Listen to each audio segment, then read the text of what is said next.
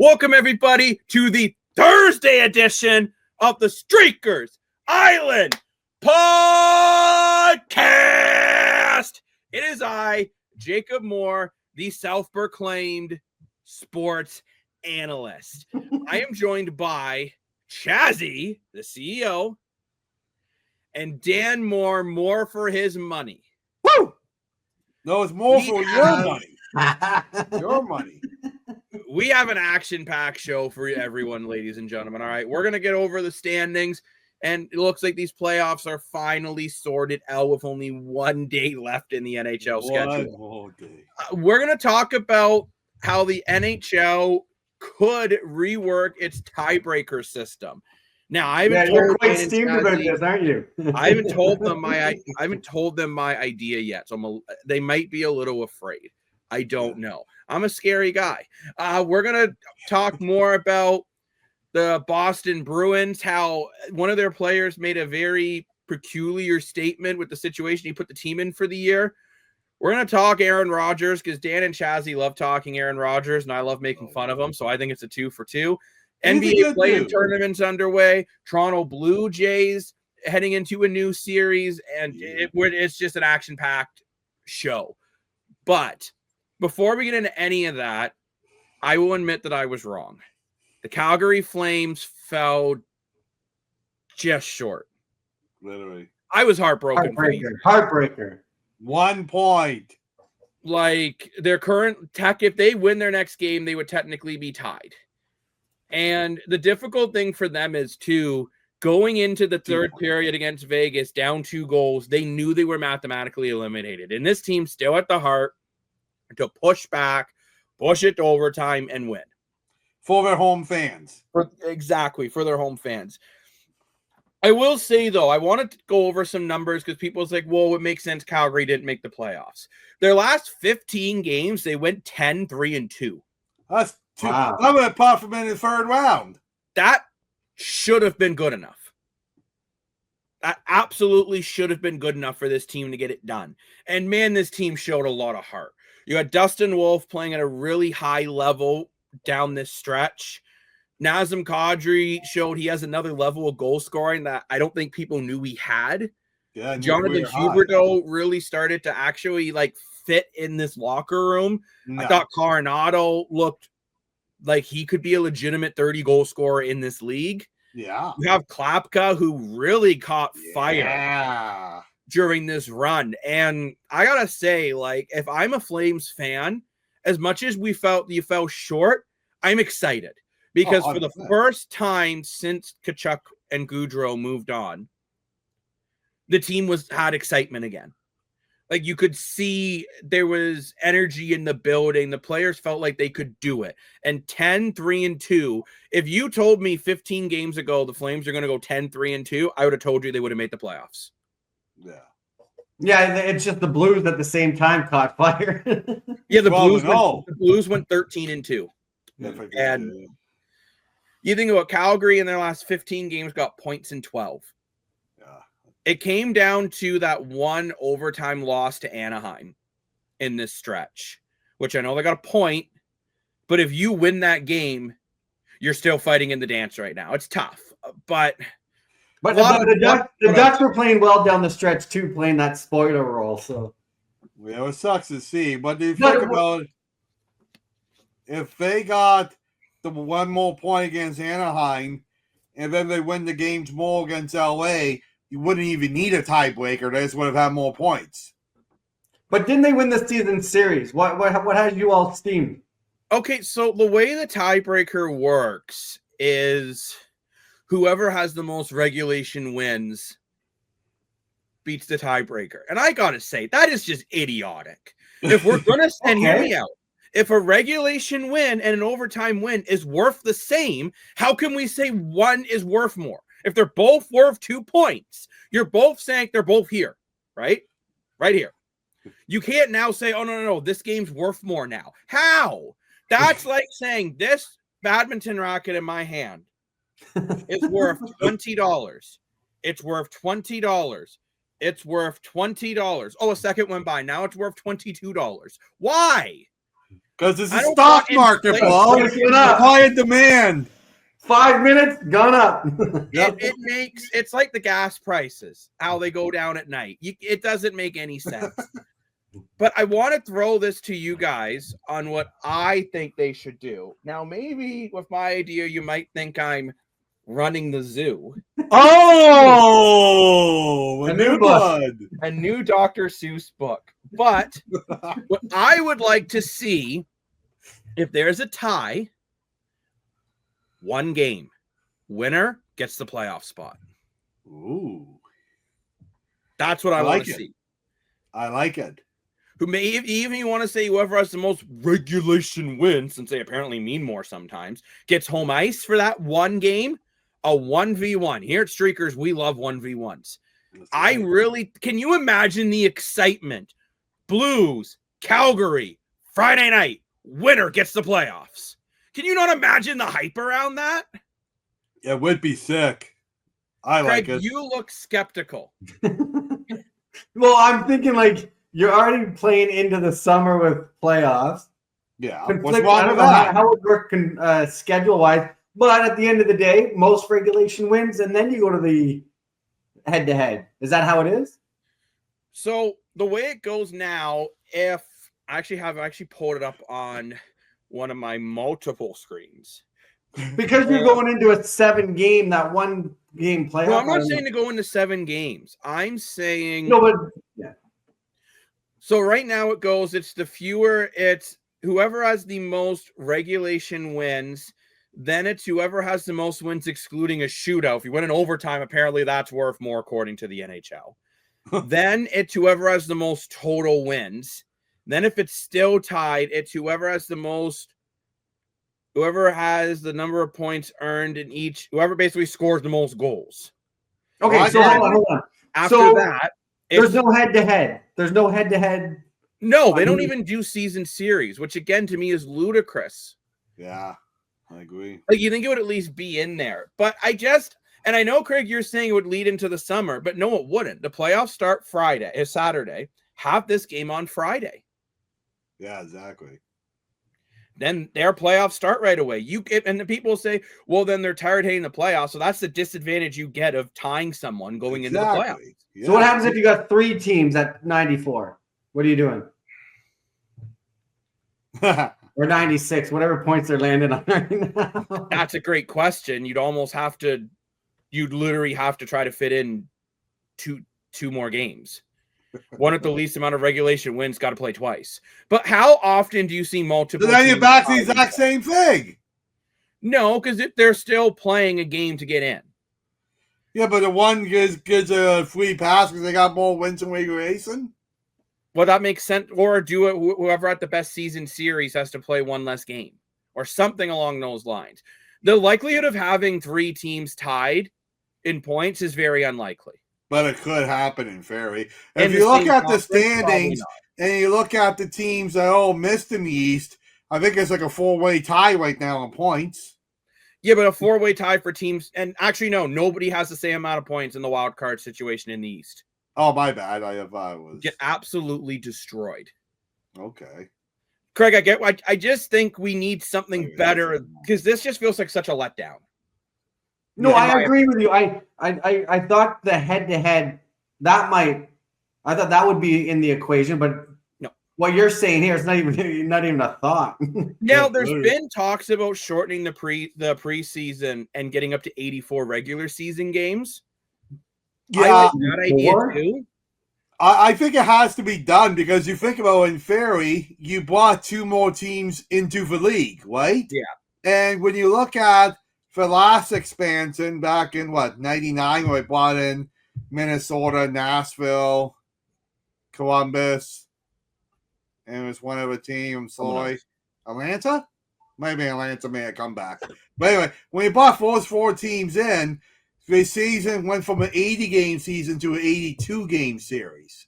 So you were thinking Ferry, now they brought 32-game teams, which should be 84 games. And why not have an 84-point season? Then how many players are we going to see get 100 points? How many more records are we going to see broken? I think it'll be good for the game because no one gives a crap about the preseason anyway. Or if we're seeing as these wild card races are getting tighter and tighter, do we go the NBA route and do a play-in and have the 4 wild card teams, which would have been in the West, Minnesota versus Vancouver, Calgary versus St. Louis, 1 game, winner gets in. I'll be honest with you, during a weird COVID year, they kind of did that, and I thought it was going to be really cool. And maybe I'm just butthurt because I'm a Leaf fan and they lost. Lost to Columbus. Yeah, against Columbus. But I didn't like it. I did. Do you know what I think they should do? Exact same reason why they span 84 games. You have 32 teams in the playoffs. Who wants to like more playoff hockey? So instead of only having 16 teams make it, have 20 teams make it. 10 from each conference, and flip the playoff format from 1 to 10. That would be a huge underdog upset if the 10th place team beat out the first place team in a 7-game series. That would be insane, bro. And I will say, you know what, too, when you look at the standings, I think you could do that in the new era of the NHL. Yeah. Because the teams that didn't make the playoffs aren't terrible teams. But still very competitive. Like Columbus, Detroit, the Rangers, and Islanders were all over 500. Yeah. For ones who missed in the East. And the West, you got Calgary, Vancouver, Utah, who were all over 500. Anaheim only 2 games under 500. So it's not, you look in the NBA, half the teams that make the playoffs are way under 500. And I don't like that. NHL, these teams are good teams. And Dan, you say you didn't like the play-in. I think you just didn't like it, truthfully, because number 1, the Leafs lost. I'm just going to call you out. Yeah, that's why I said maybe I'm not hurt. It was a weird season. But look, when Montreal, another year where they had to do it, where we faced where it was a weird playoff format, Montreal got in at the bottom seed in the league and managed to go all the way to the cup. I think it would give us more Cinderella stories if we get more teams having a chance to get into the dance. That's and what I'm saying. I think it would create a lot more revenue. Because so why not do 1 to 10? It's the best way. But I mean, hockey right now is making the same mistake as baseball. Not in a playoff. I love baseball. I really do. But what's number one complaint about baseball? More playoff games, right? Because not enough teams make it. You look at October baseball, it's the best time, and it only lasts for 1 month. But why not bring in more teams and last longer? And hockey's doing the same thing right now. You can't just keep modernizing the league and expanding the league and leave it the same way. It doesn't make sense having more teams, more skill, and less teams and not more teams making the dance. Especially when the revenue is going up for the NHL as a whole, and we're talking about even bringing more teams into the league. Craig, you've been kind of quiet. Do you think we're nuts? Or are you soaking it in? I'm going to throw a life preserver to you guys off the island. So don't you like in the playoffs for hockey. Leave them. 16 teams, half the league, you get in. Best of 7, best playoff sort of format out there. Just let's get it going on the weekend. So you know what, but Craig, I want to ask you, do you have a different vibe right now if Montreal missed it with the same amount of points as, let's say, Columbus? They were tied in points, and over regulation wins, they didn't get in. Are you going to have a different vibe right now? No, not necessarily. Well, the only thing I was surprised about what you mentioned was there's no head-to-head on a season series. Surprised about that, but it is what it is. But we got in. Mind you, so that's hypothetical. I'm going to bring up something that I brought up before, though. Scrap the conferences for playoffs. And I know you guys think I'm a little nuts. But if you think about it, and sorry, Chazzy, but Calgary has more points than Montreal, potentially more points than Ottawa if they win tonight, and New Jersey. So you think about it, we're not seeing the best teams in the playoffs right now. So, this wouldn't be the only league to do this. In the CFL, there's a crossover playoff position. Right. Where no, you would be so let's say you don't get in your conference. You would be the bottom seed in the other conference, but you would cross over to the East or to the West, vice versa. So let's say Calgary gets in right now. Let's say Calgary have 94 points. They would cross over and, in theory, bump out your Montreal Canadiens because they're a better team. So would you say, in theory, instead of 1 versus 8, it would be 1 versus 16? A problem is it would cost too much in travel, and that's why they'll never do it. But yes, Yeah. they'll It never would be do a it. cool It would idea. cost I way like too the much in idea. travel because you'd have too many teams crossing it. Funny enough, my mad mama on the Streakers app pointed that out. So, and that's a great point, that with how much it would cost in travel, they just wouldn't do it because you're looking at 7-game series versus football's 1 game. Yeah. But I just feel I'd like to see the tiebreaker format improved. I still say do a winner takes all 1 game. Whoever wins the game gets in. I think too, with having the conferences, you get more heated rivalries.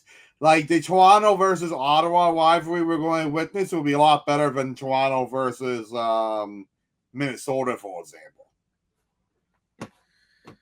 Yeah, I don't know. I get what you're saying too, Craig, that this is arguably the most exciting playoff format in sports. But it doesn't mean you can't improve it. The Ferrari from the 90s was the fastest Ferrari ever built. They didn't stop with it. They tried to make a faster one. We may have the most exciting playoff format, but why stop there? Why not try to make it better? Yeah, exactly. Either doing a best of 3 play-in tournament style for the wild card teams, that could be more exciting as well, because like I said, we're getting into the best of 7 series. And realistically, it's only pushing the playoffs back, which if you shorten the preseason, you can easily do that and still have the Stanley Cup awarded at the same time, because the preseason's too damn long. Why not just have hockey year round? Well, let's just do the off season. Give it like a month for your draft for free agents and just go full blown again. This ain't EA Sports. Just simple it. Player safety. Yeah, I know. That's a big reason right there, because players need to not die. Yes, that's true.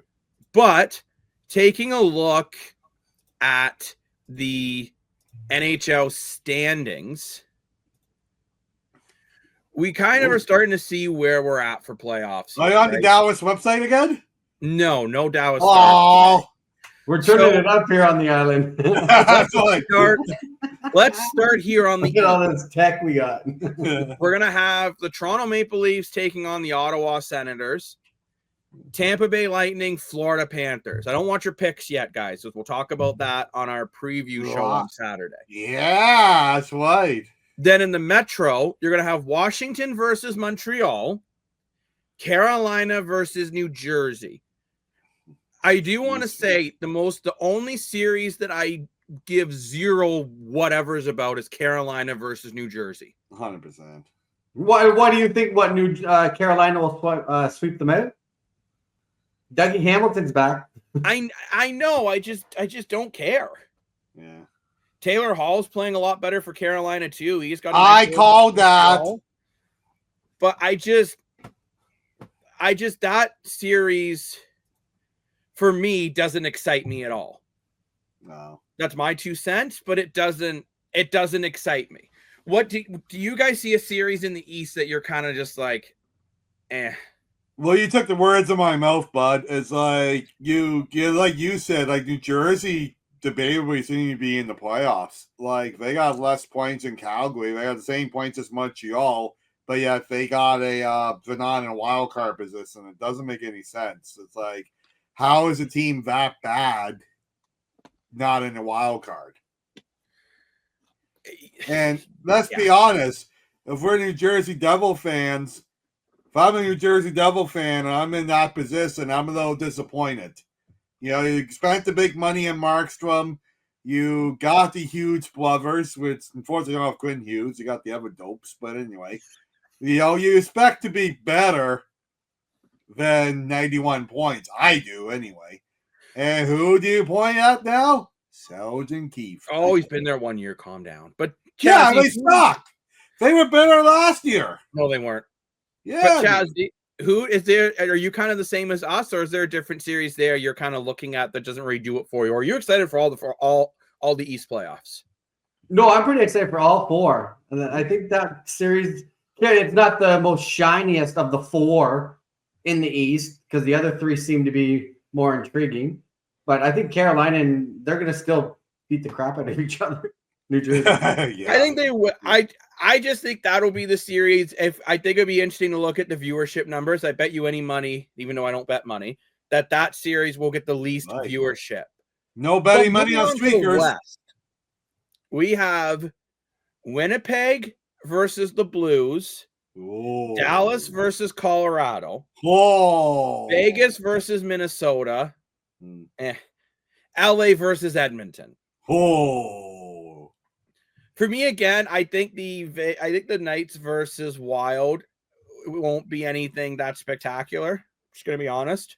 I think the Wild are gonna get slaughtered. That's it. Yeah, I'm gonna call it now. I know I said we weren't gonna call it them all yet. That's gonna be a sweep. That'll be a sweep. I'll be honest. Sweep. I disagree with you, Jacob, because if Kuznetsov stayed healthy the whole year, Minnesota would not be in a wild card position. I think Minnesota's a better team for what people give credit for. Now, can they beat Vegas? I don't think so, but I think they're going to push Vegas a little bit to the brim. Chazzy, do you think I'm out to lunch saying Vegas is going to just plow over Minnesota, or do you think they got a shot? You're not even going to give them one game? Maybe one, but I'm calling a sweep. Maybe a gentleman's sweep. Yeah, no, I don't think it'll be hard to take down the Knights, the Golden Knights. It will be interesting to see, though, how Gustafsson does in his first playoff action. If not, I got Marc-Andre Fleury, future Hall of Fame goalie on the bench, so I'm not too worried. Potentially played his last period in the NHL in Minnesota's last game. They gave him the overtime since that they already got the point to clinch, and then Fleury made 5 impressive saves in the overtime. Yeah, he did. So I don't think Marc-Andre Fleury, he's probably the best backup going into the playoffs. So I think Minnesota's got that, and I do agree with Kaprizov and Eriksson back. They're a better team. Yeah. I just don't see them, even with Kaprizov back, they've still been a win-one, lose-one kind of team against some easy opponents. True. I don't see them taking down Vegas. Look at Vegas against Calgary. They sat 5 guys and still gave Calgary hell. Yeah. So Vegas is a good team. They're for me, they're a team that I could see going very far again, and they have a bit of an easier road being in the Pacific versus the Central. Because the Central, I mean, any team that goes out first round there is a failure, yet at least one, if not 2, will. So, question for you. Answer. The Jets-Blues matchup, how concerned are you if you're a Jets fan with the Ehlers trade or Ehlers injury? Legitimately terrified. Yeah. Ehlers is a big piece of your depth scoring. Yep. And you have Jordan Binghamton, who's probably in the head of Connor Hellebuyck, just straight up.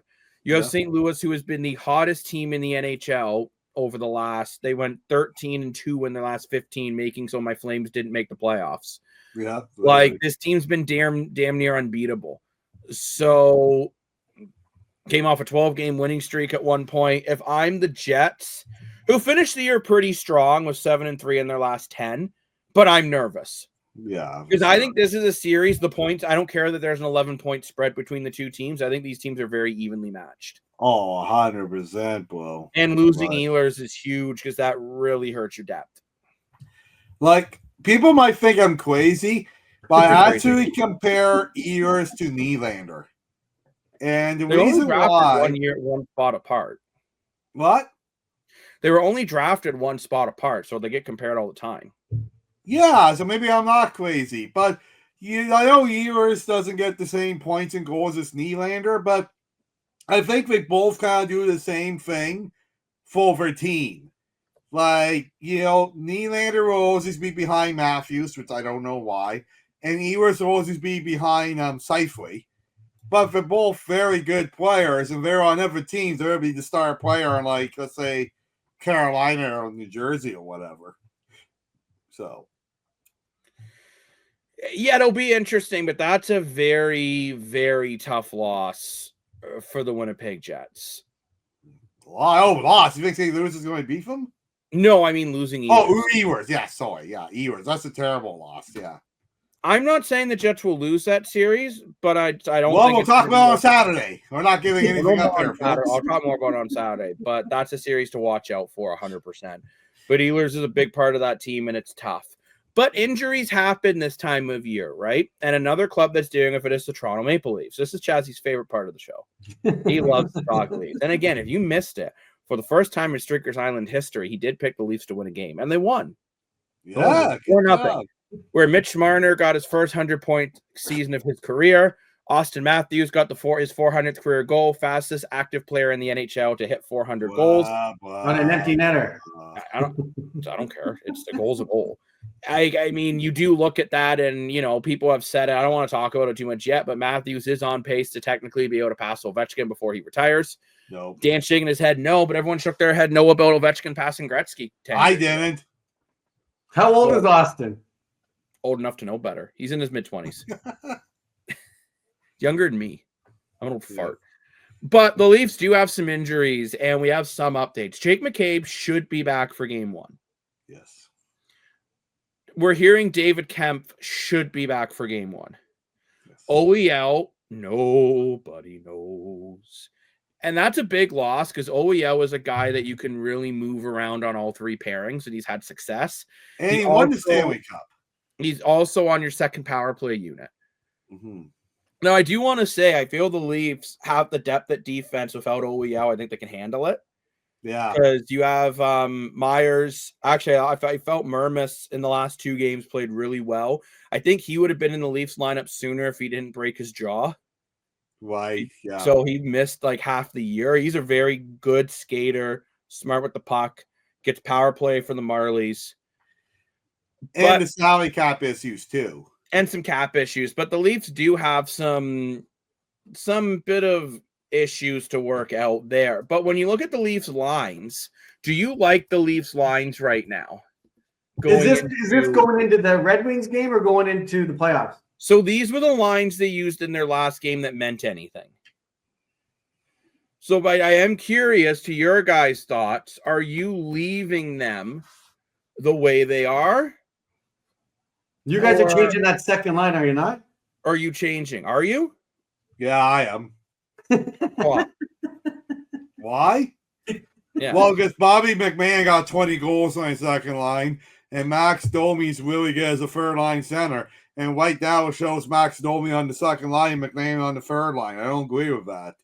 The other thing I'm going to say, too, is I really think with these injuries, and at least being as good as they are, I think you could even play game 1 without OEL and Kemp and see how you do against Ottawa if they're not ready. If they're ready, 100% play them. But I'm saying if they're only 50% or whatever, don't play them injured because maybe we can take game 1 without them. And then if we need to put them in game 2, we can. Disagree with you there 100%. Every game must be treated like game 7 of the Stanley Cup Finals for this Leaf team. But I also disagree with you on some of the lines. I actually really like Max Domi on that second line just because Ottawa is going to be running at the top guns. And now you have a guy that can defend Tavares and Nylander. Bobby McMahon scored a lot of goals on that third line playing with Robertson. And Holmberg actually looked really good on that line. I thought this fourth line dominated that game against Buffalo. It did, yeah. Lawton and Kalakaliankro. Yeah. That line dominated. So actually, if these are my lines going into the playoffs, I'm fine with that. I'm also fine if they flip McMahon and Domi as well, and if you move Holmberg to the wing. Yeah, but I think they like Domi playing on the wing more than center because he's not the most defensively responsible. But that's the lines you're looking at from their last game that meant something. I think the top line and the fourth line definitely isn't getting moved. Because I get they wanted Scott Lawton to be a third line center, but he has been in my opinion, a better fit on that fourth line. I think they're just the type of players he plays better with. Yeah. Are you guys getting Patches back? That's something we still don't know. But guys, personally, if Patches is healthy for game 1, I don't play him. Ooh, I disagree. You don't play him? No, because these lines have been working. Right? And I think you don't mess up the chemistry. Now, you go into game 1, and let's say Robertson really struggles in that game, or Yarncroke struggles. The only one that maybe comes out for me going into game 1 is if Kemp is for sure back, then in my opinion, is Holmberg comes out, Lawton goes up to the third line, and Kemp centers the fourth. If Kemp is healthy, I'm taking out Robertson. I'd rather have an extra center. You're going to need scoring up and down your lineup, and Robertson gives you that. Patches only had 13 points this year. It's not like he was this. I get he's physical, but I don't feel the Leafs are, for the first time in a long time, I don't feel the Leafs are lacking physicality. Yeah. Well, Lawton and Caro really helped that out. Do you think they're more physical than the Ottawa Senators going into this first round?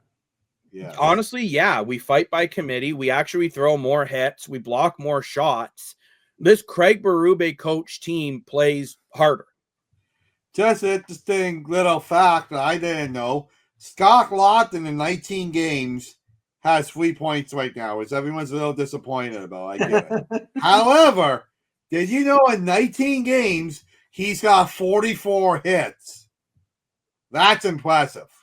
I think he's also been averaging 3 block shots a game. Yes. Since he's came in, the penalty kill has gotten better. The first couple games were a dip, but overall, I actually don't feel Lawton's been as bad as everyone's gone on he has. I think they gave up too much for him, but that was also the market this year. Was a bottom 6 forward was a first round draft pick, which is crazy. Unfortunately, it was, yeah. But you gotta look at it. You gotta look at the team he was on too. Philadelphia is a much worse team. So Scott Lawton probably is a top 6 forward and getting more ice time on Philadelphia versus like Toronto. What, you going to take out Tavares and play Lawton? No. So obviously he's going to get less ice time and get less points. He is averaging about 3 minutes less game. He is averaging about 3.5 less minutes a game in Toronto. Yeah, that's a big difference. And in Philly, he was getting second power play time. In Toronto, he's not. Right, exactly. Those are all major key differences. But I do, in my opinion, the goalie controversy has to be put to bed. Oh, yeah. Anthony Stolarz, back-to-back mobs. 8-0-0 down the stretch. How do you not start this guy game 1? Unless you want to lose. I don't know. You guys seem to create some sort of a self-imploding. It's not just us, guys. You go on every single Leafs page. Everyone's talking. You're still debating it. Everyone's still debating it. And that's why I'm saying put the debate to bed. Wow. Anthony Stolarz is your game 1 starter with a short leash. I thought that was very good. Yes, Dan. If he lets in 5 goals in the first game, you put in Joseph Woll in game 2. He's not going to. But if he does, he's not a Bobrovsky or Vasilevsky level goalie that you go back to him again. Okay, 6-5 games. Say you squeak one out game 1, you're putting them back game 2? Yeah. Again, it's got to depend on the goals, but yeah, I'm probably going to Woll in game 2 if he lets in 5. I'm not. If win is a win. Even if he wins. Yes, unless he does something incredible towards the end of the game. Like it's because no, but just hear me out for a second before you think that I run the circus. And he got both of them. I got both. And I want to take you to a goaltender named Grant Fuhr, who, if you look at his stats, actually weren't that great. But what he did, he made one big save when they needed it. Let's say the Leafs win 6-5 game 1. Stolarz has a rough game, but robs Brady Tkachuk on a breakaway that seals it. Yeah, he's probably going in game 2. Let's say they win 6-5. He allows 5 goals on 12 shots, and the only reason why the Leafs won is because Austin Matthews had to go on an absolute tear. Then I'm putting in Joseph Woll the next game. It's got to be situational, and it's a gut feeling too, right? Like the coach has a better grip on it than anyone else. But my game 1 starter, without a doubt, is Anthony Stolarz, which means Joseph Woll more than likely will start tonight against the Devils. Against the Red Wings. Mm-hmm.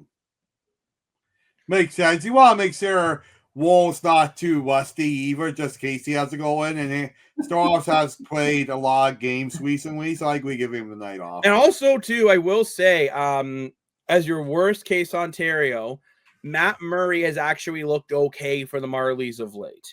Yeah. He's been putting some ice time. He's been getting some games in.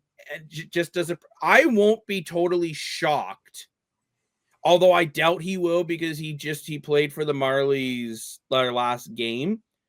If the Leafs find a way to call up Matt Murray to play against the Red Wings, give him one more NHL game. Just have him ready to rock because as much as you hate to think about it, injuries do happen. Yeah, exactly. But let's get into that Red Wings games versus the Leafs. And remember, if you want to play along with us, download the Streakers app, find the Streakers Island podcast sports booth, And stay locked on this app because Chazzy literally, I think, tapes his eyes open so we can get all these updates done. There's a big update coming. It's going to be huge. Why didn't do a new update for him? Let's talk about this. As much as this game means absolutely nothing for either team, I think it means a little more for Detroit than Toronto, just because Detroit's trying to build for success. Toronto's just trying to not get injured. Who wins, Detroit or Toronto? Dan, you go first. I think Toronto, even when we lost some players. I'm saying Detroit. Detroit comes in. They're hungrier. They'll beat Toronto because Toronto. You're just making a buddy Max happy. Red Wing guy. No. Max is not happy. Trust me. As a Red Wings fan, he is not happy. Well, that's why you're trying to make him happy. You're trying to bring sunshine to his life. Detroit will win this one. Toronto's going to come in half asleep. They're not going to care. They're already thinking about Sunday. They don't care. Chazzy, who's winning? Have they announced who's sitting? Anyone sitting? No. We don't know yet, but I would assume Matthews, Marner, Nylander will all be sitting. No, I think the Red Wings, when they've won 3 in a row, I think they'll take this one. They end the season off. So because this is a much more normal pick for Chazzy for this one, it's a much calmer music. Chazzy has came back to the bright side as a Montreal Canadiens fan and has not chosen the Toronto Maple Leafs to win the game. Nice work. Anyway, I'm quite calm with my pick. Well, let's get into a team that isn't calm. And remember, download that Tiebreakers app. Boston Bruins. So remember at the top of the show, I talked about a weird player making a statement considering the year. Jeremy Swayman made an odd statement to me. The major takeaway is finding a way to win. And no matter how we do it, we have to complete it every single day. Even the days you're not playing. Anyway, he didn't say that. I'm just being stupid now. We are a proud program. And we owe it to ourselves, really to our fans, to be a lot better. I'm excited for the comeback. I feel very weird about this coming from Jeremy Swayman. I'd be more concerned it coming from Jeremy Swayman. But he's the guy that he didn't choose to realistically be here for the start of the year. And he had a very underwhelming season. I mean, it's very weird to say we need to find a way to win when you were one of the key pieces on why this team sucked. Well, it comes back to the Guerrero signing. They left it out too long. I think there's a lot of dirty laundry that was hanging out over there during that contract time. And it was so close to the season. Like, I don't know, we talk about momentum and sort of chemistry going into the season. And then the season doesn't go as well.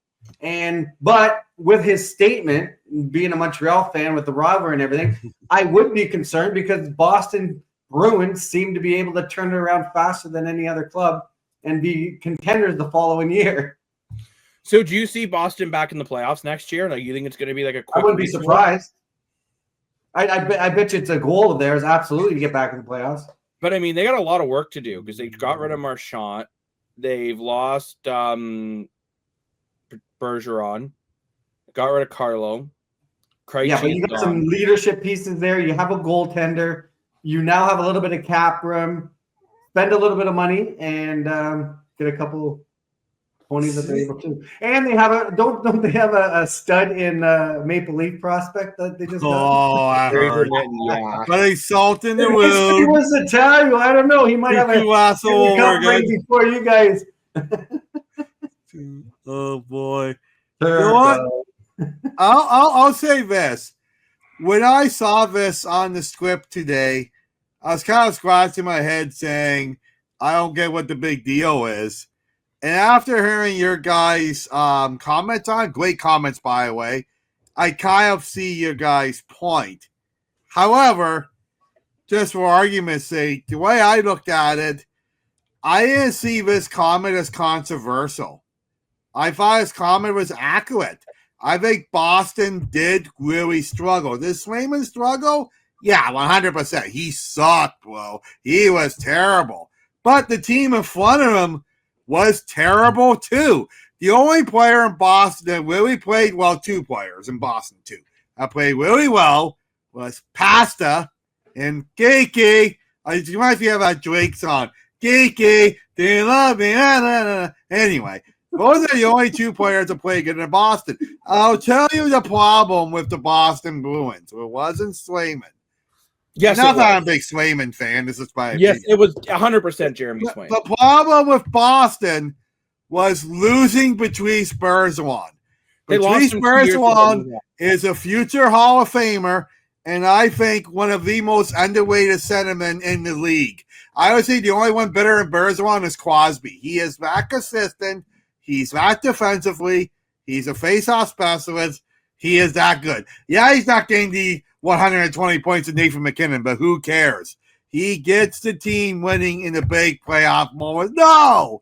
And the problem was with Boston, they lost Patrice Bergeron, and we placed them with Lindbergh, I think his name is, that center. Lindholm, that centerman that was in Vancouver. Which I thought at the time was an okay signing, but I think Vancouver should have kept him because he was a great fit in Vancouver. And obviously, Vancouver would be in the playoffs if they had him. And obviously, he was a terrible pick for Boston. Well, I always have both books in one comment. Yes, you do. And I'm going to tell you why. They signed Jeremy Swayman to be the guy. Jeremy Swayman was 42nd in goals against average with a 3.2 goals against average. Tied for 42nd save percentage of an .892 save percentage. I guess it's bad. That's unacceptable. I agree. He's he's in the top 10 for highest paid goalies in the NHL. Yeah. If Jeremy Swayman plays the way he did last year, Boston's a playoff team. Yeah, for sure. And you go on Patrice Bergeron. They didn't have Patrice Bergeron last year. And look what happened. Nothing. They made the playoffs last year. They got booted out, so who cares? Cry Me a River. I'm not saying they're that's a good song, by the way. Cry Me a River. I'm not saying they're a cup contender, but they're definitely a playoff team if Jeremy Swayman and Korpisalo played better. Because they were expecting a lot more out of Korpisalo as well. That's true. I think they thought that was going to be a really solid tandem. And I'm going to say this right now. They picked the wrong goalie. Oh, 100%. Because you look at Allmark in Ottawa, he's got his team there. He was the big piece for Ottawa this year. It's almost like a replay of Tuukka Rask and Justin Pogge for the Leafs way back in the day. And Andrew Raycroft. Except this one was a trade. This one is free agents versus a trade, but almost kind of the same thing. And I think we're going to see the same thing again in Leafland, unfortunately, with Easton Cowan and Fraser Mitten.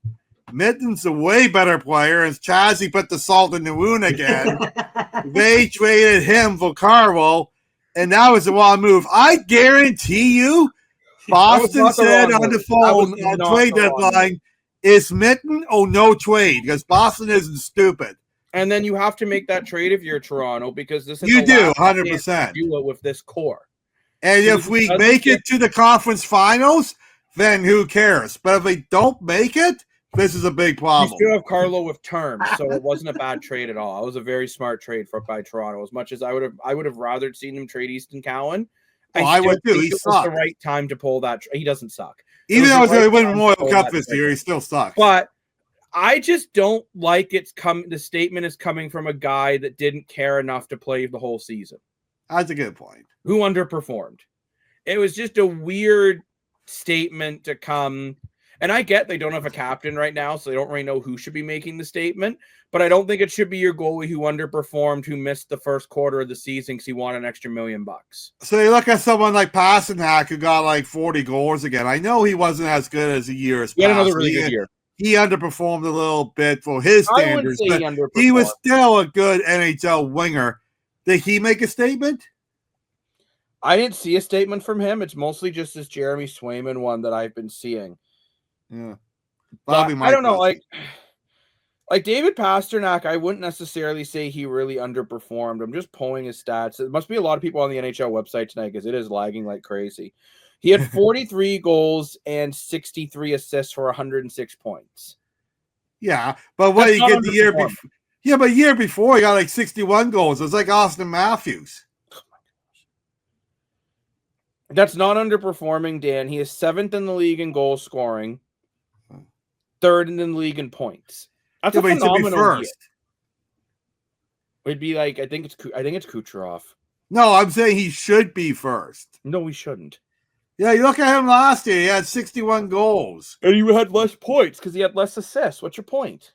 Yeah, okay. Maybe they don't have but yeah, I think maybe David Pasternak's part of the leadership group. He just kind of looks stunned after everything that's happened.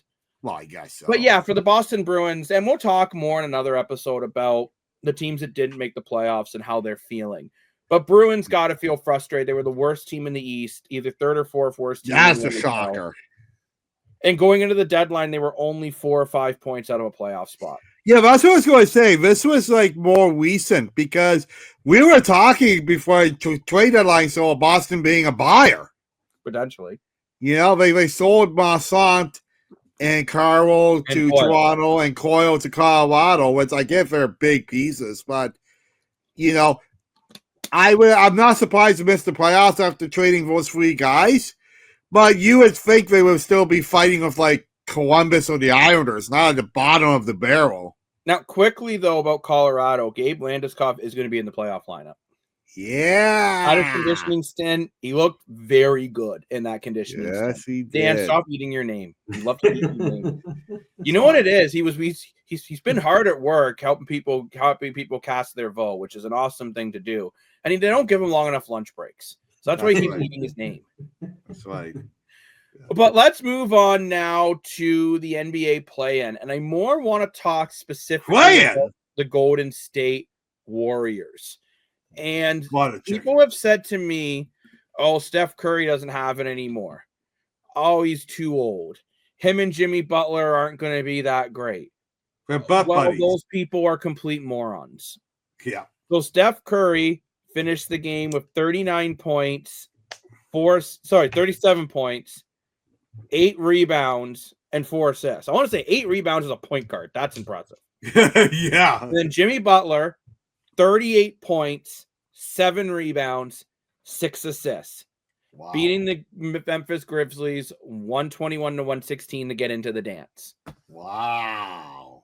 And I would say, I don't know if you guys watched any of the highlights. That stadium for the Warriors was electric, which is why, again, I think the NHL needs to look at this. I was just going to say that comes to your point. Because anyone of my friends who are big, I'm not going to lie to you guys. I'm not the biggest NBA guy, but I watched some of this game because I thought this play-in style is interesting. I watched the highlights of it because, again, when I wouldn't have watched.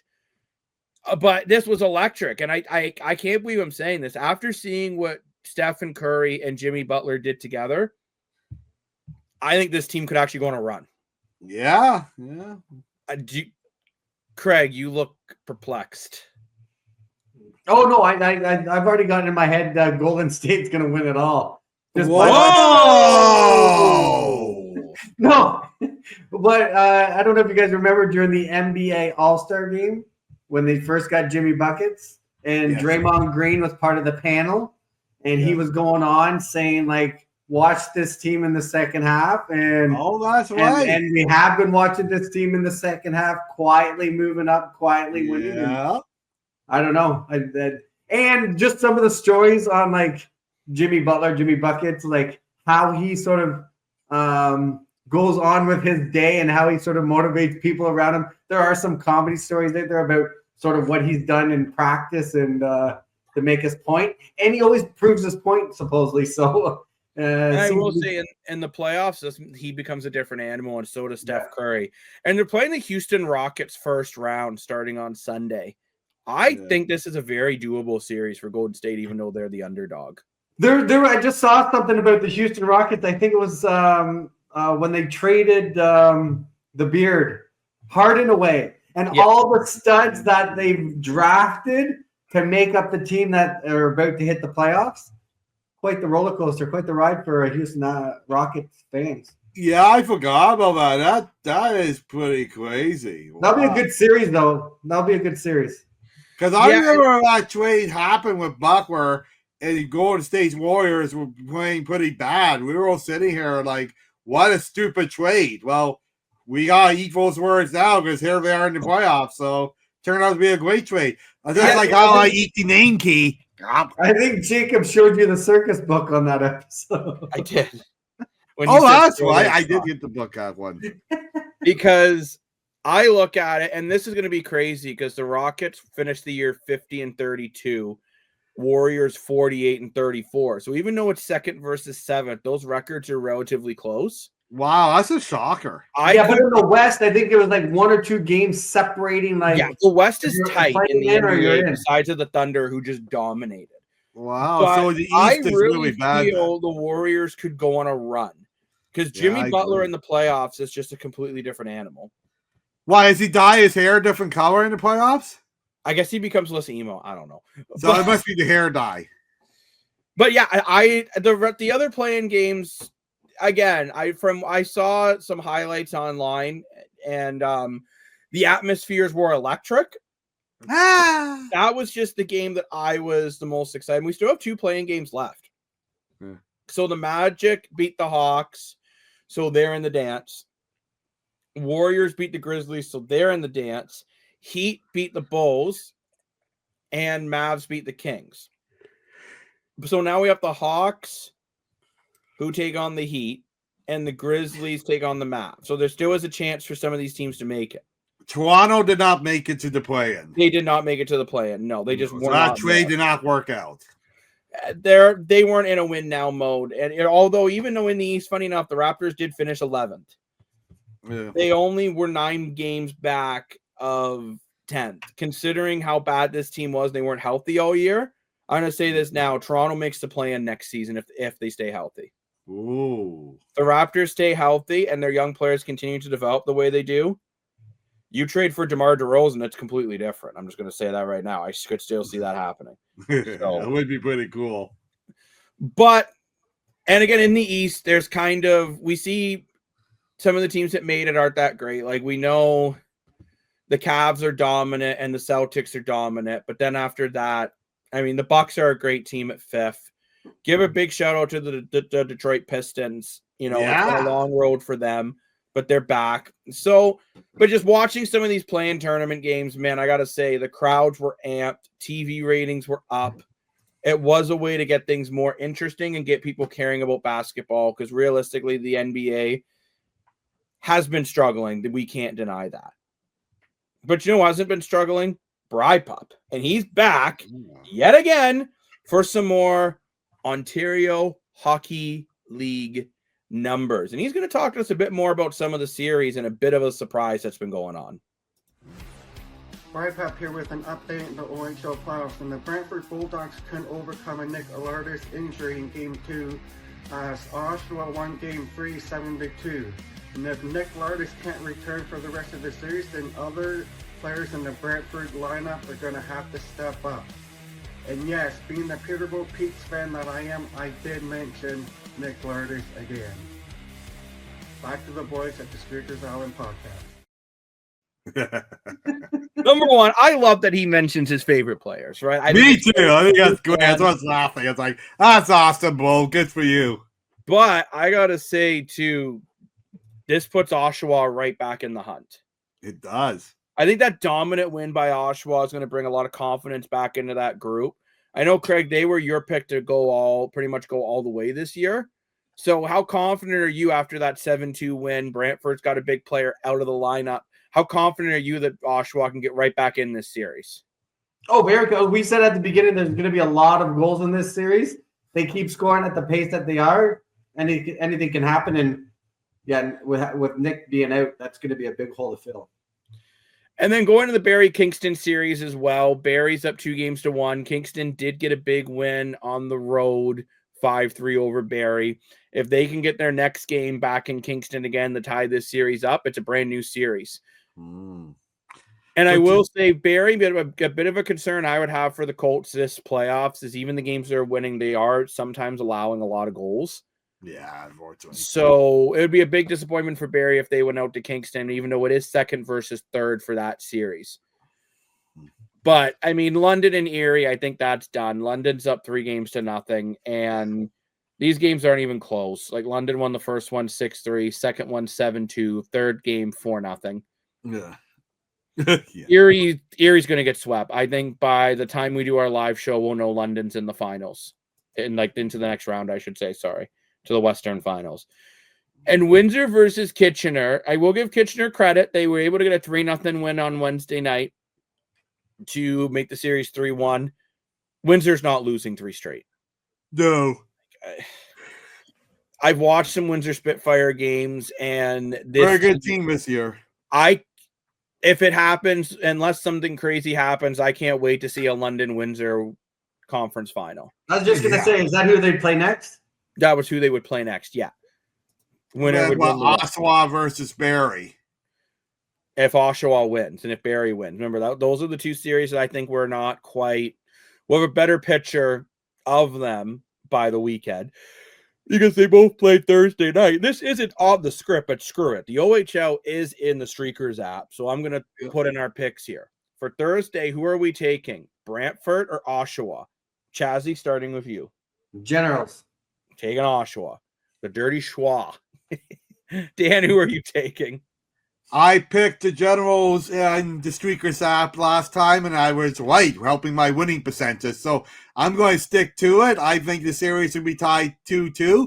And that's what I was going to say. The first 2 games, the series will look like a blowout like the London, and now we're all coming back and make it tight and interesting. So I'm taking Oshawa. I'm also taking Oshawa. I think they'll win another game at home, and then it will become a best of 3. I just think it's so weird that Brantford's in the East. That's what keeps screwing up with Beauty and the Beast. But now looking at Barrie versus Kingston, they also played Thursday night. I'm going to say, I think Barrie wakes up. I think they were asleep on Tuesday. I think Barrie gets it done and takes a 3-1 series lead heading into the weekend. Mm-hmm. Dan's agreeing with me, Chazzy. What are your thoughts? Or do you think we run the zoo? No, I think you guys are okay. You got your job for another day. Remember to you guys download the Streakers app as all these leagues, all these junior leagues are in here, like the OHL, the OJHL, which their playoffs start on Saturday with in their Buckland Cup final with Trenton versus Milton. You got Trenton, who has been the best team in junior hockey, and you got Milton, who has been the Cinderella story of these playoffs. So remember it's all in there in the app. So make sure you download the Streakers app and play along with that because it's exciting. But man, it's an exciting time to be a sports fan. But you know who isn't excited? Aaron Rodgers. So what I don't understand here, Joe Flacco signs with the Browns, which man, he will just keep slinging, either throwing touchdowns every drive or interceptions every drive, but he'll keep slinging in his 40s. So there's only 2 spots for Aaron Rodgers to go: the nursing home or the Pittsburgh Steelers. Or the CFL. Pittsburgh right now, you had 2 quarterbacks. You got rid of them?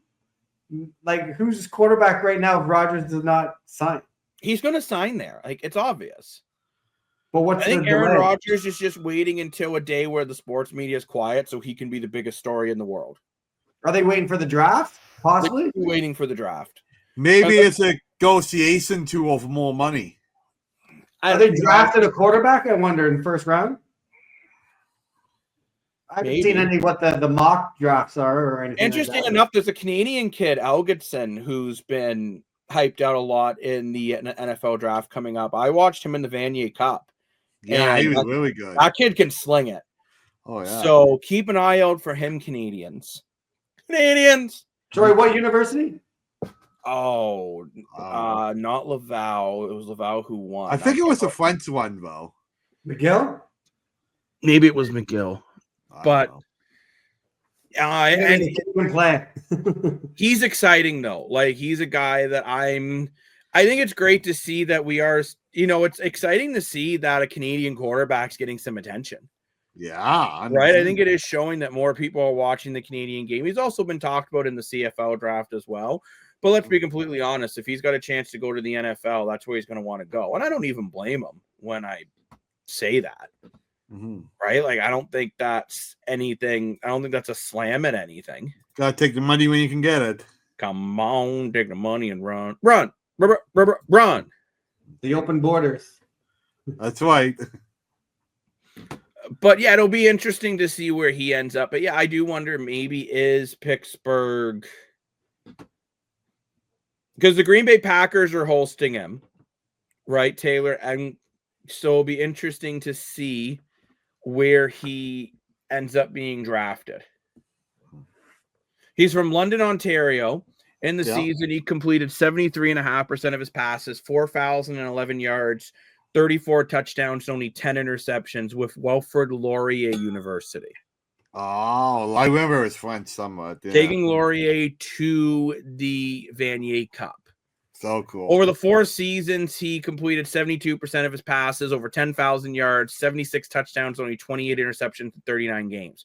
He also ran for 572 yards and 122 attempts, averaging 4.7 yards per carry with 18 touchdowns. Wow. This guy can sling it.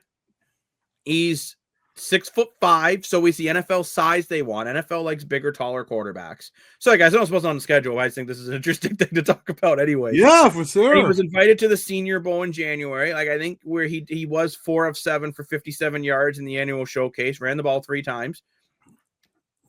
I do think this is something to keep our eye open. And for Canada, this is just beautiful that there's a Canadian quarterback getting attention. I will say that too. If you get a chance, check out some Canadian college football. Again, it's not the same hype as college football in America. A lot cheaper. And you can see some good games, and CBC does air them as well. So just some food for thought. But yeah, I don't know where Aaron Rodgers is going to go besides either the retirement home or Pittsburgh. I don't really think there's any other team that's really looking for a quarterback. Who is Pittsburgh's? What is Pittsburgh's quarterback situation now? I'm not even sure. Vacant. Yeah, literally. Yeah, literally, it might be. We need to ask one of our good buddies.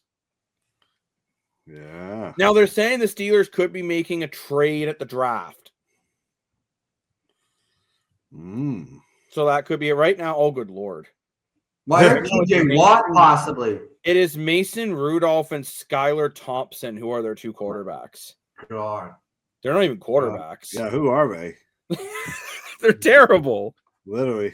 Oh my gosh. I think Skylar was in Miami at some point. You watch. Mike Tomlin still makes him a playoff team. No, he's never been under 500. No. For coach, yeah. It's crazy. That's crazy. That's a crazy stat. It is. In the NFL, never been under 500? Yeah, where there's 500 teams that actually make the playoffs. Crazy. But let's move on to the Toronto Blue Jays, who wait a quick second. I'm going to surprise the producer. This never happens. Since Jacob threw something into the show on the script, I want to throw something on my own. I discovered something interesting the other day on the great world of online shopping on Kijiji and Marketplace. And what that is that you can get crazy sports memorabilia objects on Kijiji and Marketplace. So I thought maybe I'll start sharing the odd one here and there. So I'm going to share one right now. If you are on Kijiji and Markham, and if you are looking for a toaster and want to support the Leafs in this playoff one, you can buy a Toronto Maple Leaf toaster for $25. So get on Kijiji and buy it, because that is awesome. I'll keep my eye open for more crazy stuff if people find that interesting. Okay, now you can go on.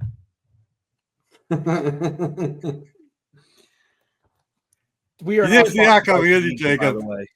We are not sponsored by Kijiji. But thank you very much, Dan, for your random inquiry. But let's move on to the Toronto Blue Jays. The Jays got a very important win versus the Atlanta Braves, 3-1 on Wednesday. There's a series win, no? They got the series win? Yes, they did. Mm-hmm. And now the record's 11-8.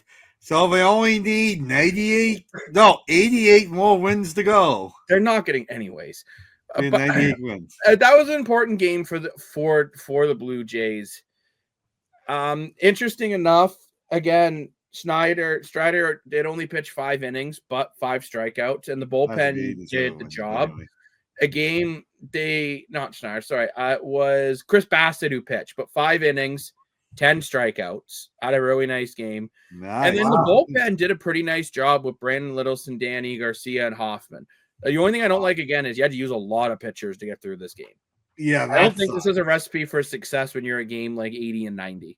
When you're at like over halfway, your bullpen's going to be exhausted. I hope your bullpen's better by then. I think this is the bullpen that what it is. No, I know. I don't mean like better players.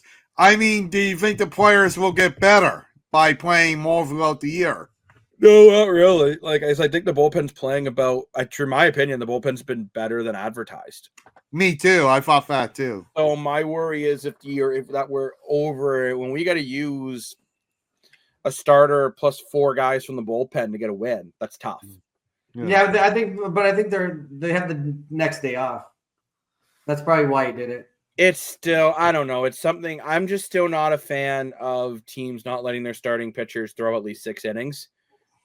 But I get it. That's analytics and that's pitch counts going into the game, and that's okay, Mr. Moneyball. I don't care.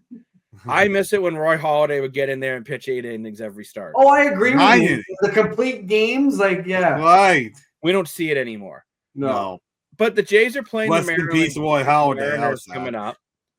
And a game this is interesting though with Seattle to see how they match up. It's not in Seattle because I am curious to see when a game's in Seattle how many Canadians are there, considering we talked about recently about the Leafs in Florida. But Seattle is a good team. How do you the Jays are currently sitting half a game behind the Yankees for top in the AL. The good thing is no one in the AL has really dominated the way you would expect them to. Mariners are 9-9. So the Jays should win this series, no? I think so. They got, absolutely. They should. But the Mariners, I think, are a better team than what the record shows. So. Dan, you're just too damn positive. I know. They're a good team, right? So, but I think the Blue Jays have to start winning against the good teams. And like I said before, they play the most difficult division in the league. So in order to get to those 98 wins, they have to, I predicted, they have to beat the teams that are outside the conference. They got to go over 500 against those teams. So I think we're going to win. No, dude. Well, I guess they're not getting 98 wins. Yeah. But I would say the reason why I think this series is so important for the Jays, you play the Astros in your next series and then the Yankees. Right. So these are the series you got to try to sweep or at least get 2 out of 3. Yeah, 100%.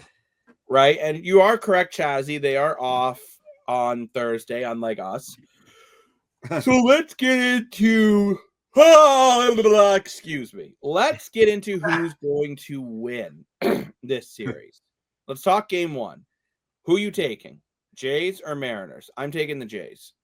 Jays. Game 1? Yeah. Jays. Okay, now for your props. Will the Jays complete at least 4 double plays? 4 of them? 4. Wow. Do you want to get 98 wins? You're going to have to play a lot of double plays. So I'm going to say yes. And you can join us on the app for these props because they're awesome. Chazzy, what do you think? No. I also said no. Will Vladdy Guerrero Jr. get at least 2 hits? I sure hope so. He's only been averaging around, they believe, around 250, which is averaging about 1 hit a night. So I know, so I hope he starts going. I'm going to say yes. Chazzy, what do you think? I'm going to say no. It's going to go against Woo here. No. You know, woohoo is how you make babies and sons. And I'm not going to give you an answer. You got to play along in the sports booth to find out my choice. But remember, download the Streakers app, jump in there, play all your MLB, NHL, NBA, CFL once it's there, and all your junior grassroots sports. Get your own teams in the league too. But let's move on now to the Canadian Football League. And there was an interesting statement from Tyrell Ford that was dropped about a couple weeks ago. And talking about his offers to the NFL, because he actually did go to some NFL camps. And I quote, there was a couple of teams that offered, but none of them were offering guaranteed money or a signing bonus. Do I want to miss another year? Take the chance when I come back to the CFL. I take a chance I can even come back to the CFL. It's a good thing. It's a household name, and it's good football. It's honestly more exciting because it's 3 downs. I feel like I'm more involved here anyways. I thought the computer froze when you paused. I just had to breathe. Yeah, I know. What I find interesting about this quote is the part where he says, do I want to miss out on another year? Right. And I think this goes back to Nathan Rourke. I was going to say the When same Nathan thing. Rourke went to the NFL after this incredible season in the CFL, in his defense, he didn't really get much of a chance in the NFL, even when he was on the Jags and Trevor Lawrence couldn't hit a receiver if the receiver was 100 feet tall and 700 pounds. He was Mr. Clipboard. He was terrible. But I do think a part of this is Tyrell Ford realizing that, hey, I have a good thing here right now. Maybe I should just stick it out. Yeah. And I think it's good for the league that you have good players who want to stay. 100%. Means Aaron Rodgers can't even get into a league. No, we already went over the quarterbacks on Tuesday. The Aaron Rodgers, it's not a team that would want Aaron Rodgers. That's my point. That's how good of a league it is. Like, I think a part of it is, too, he wants to play with his brother. Yeah. He's the highest paid defensive back in the CFL. And you know what? I like that he brought up the points, too. Like, it's a good league. It's a household name. It's good football, and it's more exciting with 3 downs. Yeah. Because I feel all that's accurate. Like, I say to 100%. people, I'm not saying the CFL players are higher skilled. I understand Josh Allen would be the greatest player in the CFL right now. Yeah. And I'm not denying that. But it's a different game. And that's what I think Ford's talking about there, too. But, Chazzy, do you think with after we saw from Nathan Rourke and what Ford is saying, will we might see less CFL players trying to jump into the NFL? No, you had a good point there where there's no guarantee money. And it'd be great to be, I don't know what the minimum salary is within the NFL, but he obviously wants to play and he's in his prime. And yeah, he's probably, you said he's the highest paid highest paid defensive back in the league. Yeah, so he's getting guaranteed money and he loves the league. He loves obviously playing with his brother, so it makes sense. And it's interesting, they were talking to Chris Streveler as well about this, I mean, in the last season, and he pointed out too, all the CFL guys, if you can become household names in your community, there's a lot of endorsement deals. Right. Versus in the NFL, if you're a practice roster guy, you're not getting any endorsement deals. Yeah, right? So it is interesting. But this just comes back to what we said about the league. If they do it right, they have an opportunity to market themselves here differently. And like you just said, it's going to help the players, and maybe the players are going to be able to sort of like, I don't know, grow their personal brands within the team and within the franchise and become those more household names. Like we talk about hockey and all that. Well, in the CFL back in the day, there were huge household names. You think of like Damon Allen, Rocket Ishmael, Ricky Ray. Yeah. Like there were so many incredible household names in the Canadian Football League, and it kind of got away from that, but I feel it's coming back again. As much as the GM of the Edmonton Elks, sorry, I was about to call them something else, said that there's no superstars in the league, and then quickly tried to walk it back. Wait, I need to make my players happy. There are a lot of there's a lot of high-end talent in the CFL, and I would argue there's NFL talent in the CFL. Like you look at Bo Levi Mitchell, for example. I don't know if you two know this. He almost beat Kirk Cousins out for the starting job about 15 years ago in the NFL. They only went with Kirk Cousins because they said he was slightly taller. So they felt he could see the pocket better. And Bo Levi Mitchell said he didn't want to be a backup. So he went back to the CFL. Yeah. You look at Trevor Harris. He played in the NFL for like 3 or 4 years and had one of the higher completion ratings in the NFL. Yeah. Which is interesting of Trevor Harris. He has the best completion rating out of any professional quarterback in football history. Yeah, you look at a guy like Damon Allen. If the NFL didn't discriminate back then, if they were more like they are now, Damon Allen would have changed football in the NFL. Because I don't know if you know this, Chazzy. Damon Allen is in the top 3 in both passing and rushing yards in CFL history as a quarterback. Yeah. Yeah. Can you think about what Patrick Mahomes does, but picture that 20 years ago? Yeah, that was Damon Allen. And Damon Allen has a higher completion rating than Patty Mahomes with less interceptions and better accuracy. Picture that. Picture Patrick Mahomes, but better. Yeah, literally. That's all I'm saying is I think the CFL has a lot more talent to offer than people realize. And it's important for the players to point that out. And I agree with you too, Chazzy. This is the year for the CFL to market. You have Canadians who, I'm not going to get into the reasons why, but are fed up with America. And this is a perfect opportunity to really push that. And this comes back to my point, too, of why we need that 10th team and that expansion, because we got too many talented players and not enough roster spots. So these are numbers, but on average, if you're on the practice squad for NFL, you're making between 12 and 20,000 a week, which for a full season on the practice squad, you're in between 216 and 370,000. Oh, it's less than I thought. Wow. So if you're a starter in the CFL, you're potentially making, now mind you, you're looking at Canadian dollars versus American I was just going to ask that. But Monopoly money versus American. You're comparable? Pardon? Comparable? You're making comparable money. And you're playing. Play. And so you're that's playing. There he goes.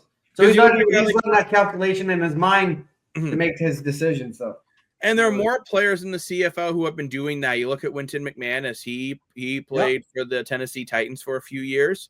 But again, he said that the NFL just wasn't giving him a chance because he's a little undersized for a linebacker in the NFL.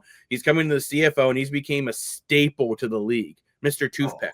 Oh, and so, no, I think we're going to see more of this in the league, and that's something that's very exciting. And look at Moss in Montreal, right? He went to NFL, and now he's came back to CFL, signed a 4-year deal. Which you mean Mac? Mac, sorry. Yeah. Austin Mac. Return of the Mac. Up the back. Yep.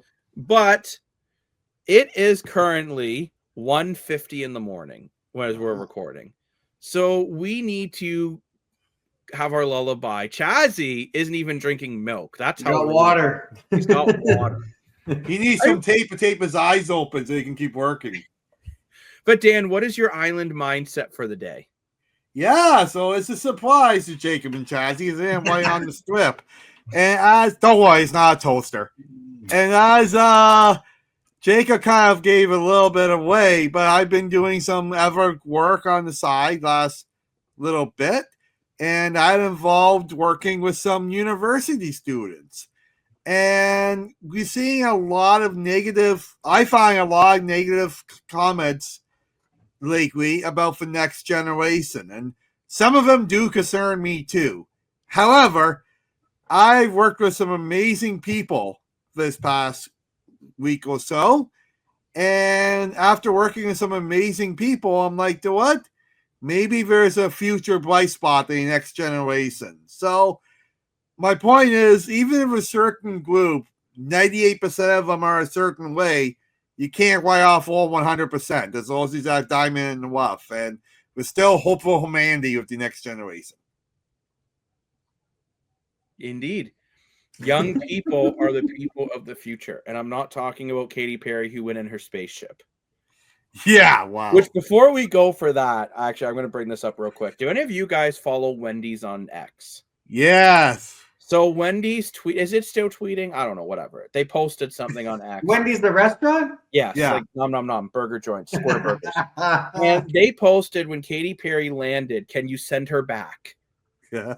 Which I just thought was hysterical. Chazzy, if you're ever bored, look up Wendy's clapback tweets. It is the funniest thing ever. Maybe we need a reaction series for the Streakers Island YouTube channel. Sorry, this is the restaurant made a comment about this about the space. How those celebrities went to the space for like. Famous comments on everything, bro. It's great, but we gotta go. Thank you so much for tuning into the Streakers Island podcast. Looking for more Streakers Island content? Make sure to hit the subscribe button if you're on YouTube. Download our show on Spotify, iHeartRadio, the whole caboodle. Make sure you download the Streakers app. It is a great app. Plus, maybe eventually you'll get one of these snazzy hats. Look how awesome this hat is, by the way. And watch us on Twitch. And watch us on Twitch as we go live on Saturdays. Thank you very much. And until Saturday, make sure you drink lots of milk. Stay healthy. Let's take this mindset. Stay hydrated. Love one another. Love thou neighbor. And put that sunscreen on. You always have fun when you run your circus. Oh!